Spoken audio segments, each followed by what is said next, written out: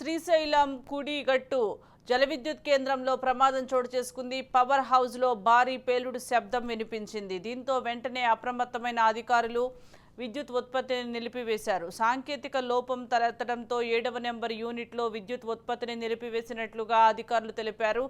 7వ నెంబర్ జనరేటర్లో విద్యుత్ ఉత్పత్తి జరుగుతుండగా భారీ పేలుడు శబ్దం వినిపించింది. దీంతో విధుల్లో ఉన్న ఉద్యోగులు భయాందోళనకు గురయ్యారు. వెంటనే అప్రమత్తమైన విద్యుత్ ఉత్పత్తిని నిలిపివేశారు.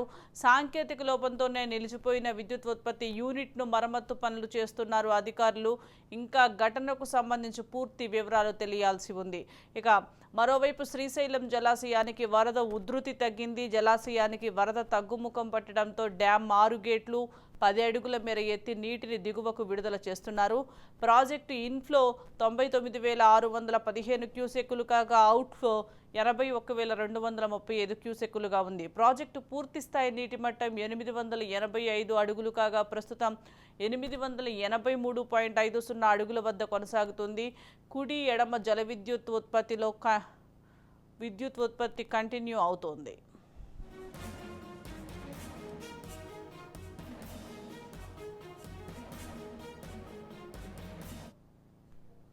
దీనికి సంబంధించి మరింత సమాచారం మా ప్రతినిధి శివరాజ్ అందిస్తారు. శివరాజ్.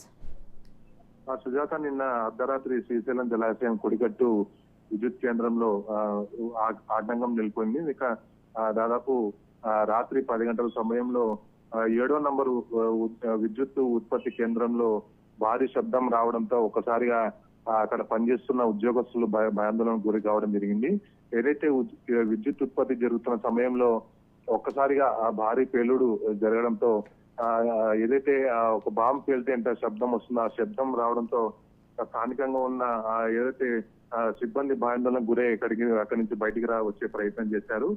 ఏదైతే శ్రీశైలం జలాశయానికి భారీగా వరద నీరు చేరుకుంటుంది. దాదాపు 10 గేట్లు ఎత్తి 18 అడుగుల మేర దిగువకు నీటిని విడుదల చేస్తారు. ఆ నీటిని విడుదల చేసే క్రమంలో కుడి ఎడమ గట్టు విద్యుత్ కేంద్రాల్లో విద్యుత్ ఉత్పత్తి నిరాంతంగా కొనసాగుతుంది. అయితే నిన్న రాత్రి 10 గంటల సమయంలో 7వ యూనిట్ వద్ద ఒక ప్రమాదం చోటు చేసుకుంది. ముఖ్యంగా ఏదైతే వర్షం కురుస్తున్న సమయంలో ఒక చెట్టు కొమ్మ ఏదైతే విద్యుత్ యూనిట్ పైన పడడం, అలాగే ఒక్కసారిగా అది షార్ట్ సర్క్యూట్ కావడంతో విద్యుత్ ఉత్పత్తికి ఆటంకం నెలకొంది. అయితే ఏదైతే ఆటోమేటిక్ గా విద్యుత్ ఉత్పత్తి ఆగిపోయే టెక్నాలజీ అక్కడ ఉండడంతో భారీ ప్రమాదం తప్పిందని చెప్పుకోవచ్చు. 7వ యూనిట్ వద్ద గత కొద్ది రోజుల క్రితం వర్షాలు భారీగా వస్తుండడం, అలాగే వరద కూడా ఎక్కువగా వస్తుండడంతో 7వ యూనిట్ లో మరమ్మతులు చేసి విద్యుత్ ఉత్పత్తిని ప్రారంభించడం జరిగింది. నిన్న రాత్రి జరిగిన ప్రమాదంలో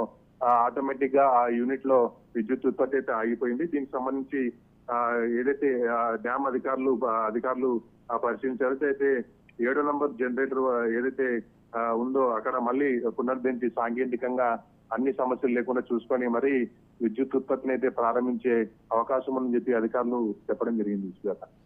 రైట్, థ్యాంక్ యూ శివరాజ్.